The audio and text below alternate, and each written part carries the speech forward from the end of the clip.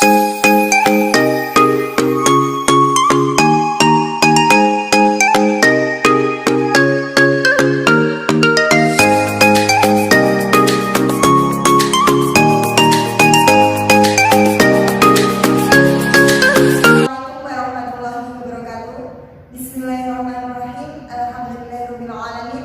Assalatu wassalamu ala asrafil anbiya'i wal mursalin sayyidina wa maulana Muhammadin wa ala alihi wa sahbihi ajmain, amma ba'du.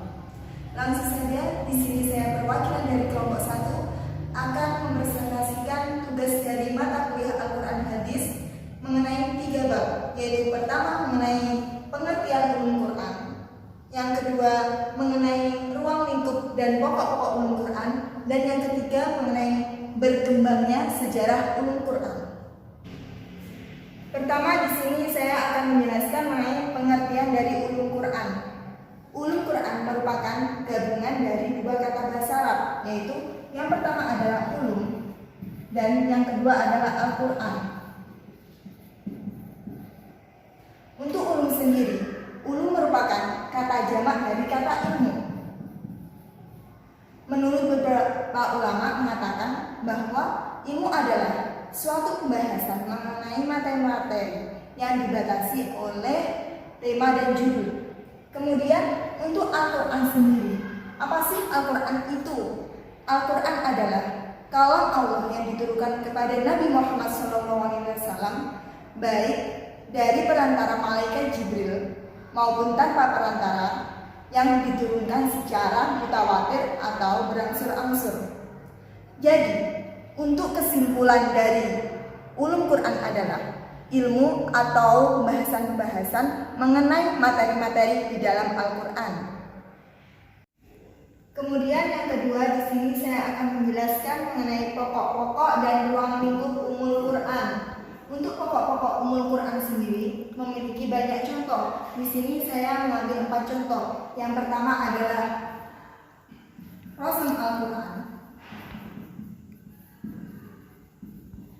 Yang kedua, Nuzulul Quran atau Asbabun Nuzul. Yang ketiga, Munasabah Al-Quran.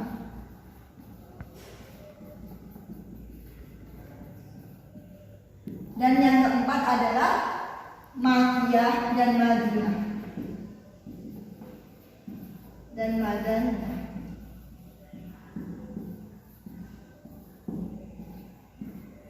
Pertama, di sini saya akan menjelaskan mengenai Rasul Al-Quran. Rasam berasal dari kata bahasa Arab yaitu rosama, yang artinya menggambar atau lukisan. Istilah yang digunakan ini mengenai Al-Quran adalah pola atau bentuk tulisan yang digunakan dalam penulisan mushaf Utsmani. Itu mengenai Rasul Al-Quran.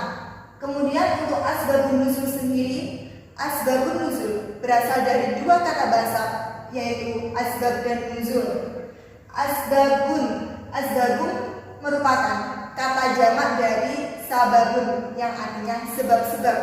Kemudian untuk nuzul sendiri, nuzul merupakan masdar dari kata anzala, yang artinya turun. Jadi untuk asbabun nuzul Al-Quran berarti sebab-sebab turunnya Al-Quran. Ketiga, di sini mengenai munasabah Al-Quran. Munasabah Al-Quran. Munasabah dalam bahasa Arab itu diartikan menjadi 2, yaitu pertama al-musyakalah, yang artinya saling keserupaan, dan yang kedua adalah al-muqarabah, yang artinya saling berdekatan. Dihubungkan dengan Al-Quran, ilmu munasabah adalah ilmu yang membahas mengenai hubungan-hubungan ayat yang satu dengan ayat yang lain, surat yang satu dengan surat yang lain di dalam Al-Quran. Kemudian yang keempat adalah Makkiyah dan Madaniyah. Untuk Makkiyah dan Madaniyah itu memiliki perbedaan. Pertama, dalam hal lokasi atau tempat turunnya Al-Quran ini. Pertama, untuk Makkiyah tentunya turun di kota Mekah. Kemudian untuk Madinah tentunya turun di kota Madinah. Kemudian yang kedua adalah mengenai sasaran.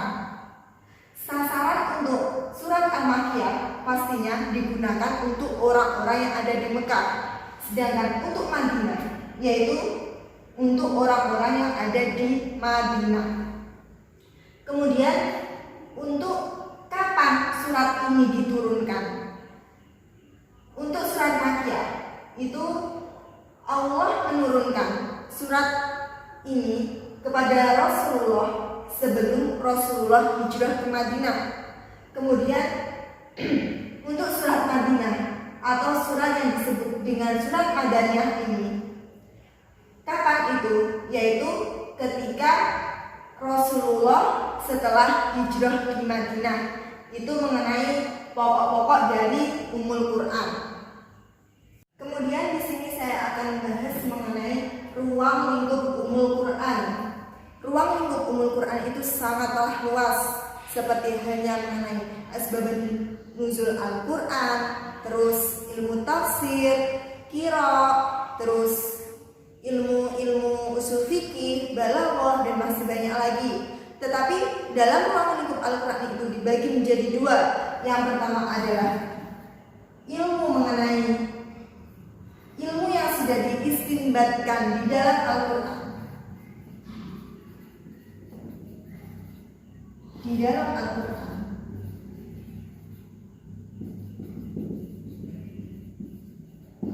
Dan ilmu yang digunakan untuk alat atau bahan untuk memahami Al-Quran.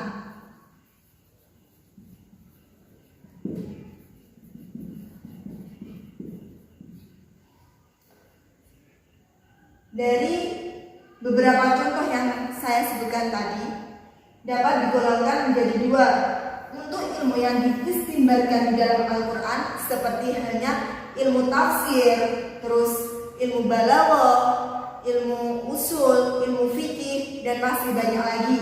Kemudian untuk ilmu yang digunakan untuk alat atau memahami Al-Quran itu seperti halnya ilmu asbab nuzul, kemudian qiraah, kemudian ilmu-ilmu yang digunakan untuk membahas makna-makna atau lafal-lafal yang ada di dalam Al-Quran.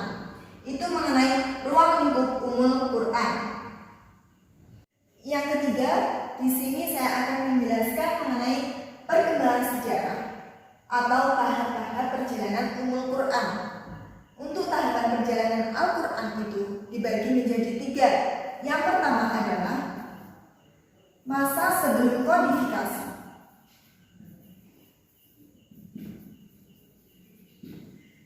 Yang kedua adalah masa awal kodifikasi. Dan yang ketiga adalah masa kodifikasi.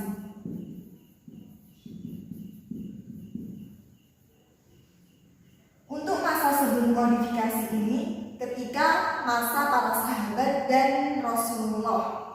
Ketika itu Al-Quran belum dalam bentuk mushaf seperti sekarang. Dulu ayat-ayat Al-Quran itu ditulis di pelepah kurma, kemudian batu-batuan, kemudian kulit unta, yang memungkinkan tulisan itu akan hilang. Tetapi para sahabat itu tidak risau, karena pada saat itu jika ada masalah-masalah mengenai Al-Quran atau mengenai kehidupan bisa langsung ditanyakan kepada Rasulullah. Kemudian bagaimana ketika setelah Rasulullah itu wafat, yaitu dilanjutkan pada awal kodifikasi. Awal kodifikasi ini diawali ketika meluasnya umat Islam di berbagai mancanegara, di berbagai negara di luar Arab, yang menjadikan Ali bin Abi Thalib berpikir bagaimana cara agar semua orang Islam yang berada di luar Arab itu dapat memahami dengan baik mengenai Al-Quran. Dan pada suatu saat Ali bin Abi Thalib menyuruh Aswad Ad-Duali untuk menuliskan suatu tulisan, yaitu mengenai ilmu gramatikal Al-Quran, gramatikal bahasa Arab yang sekarang disebut dengan ilmu nahwu atau ilmu i'rabul Quran. Kemudian untuk masa kodifikasi ya masa kita ini, di mana pada masa kodifikasi ini banyak kitab-kitab yang memuat mengenai pemahaman cara bagaimana memahami Al-Quran itu mengenai tahapan-tahapan perjalanan. Jadi untuk kesimpulan dari semua itu bahwasanya era sekarang banyak tokoh-tokoh yang melahirkan suatu cara untuk memahami atau mendalami Al-Quranul Karim itu mengenai Ummul Quran. Baik, semoga sekian dari saya, semoga dapat bermanfaat untuk kita semua. Wallahul muwaffiq ila aqwamit thoriq. Assalamualaikum warahmatullahi wabarakatuh.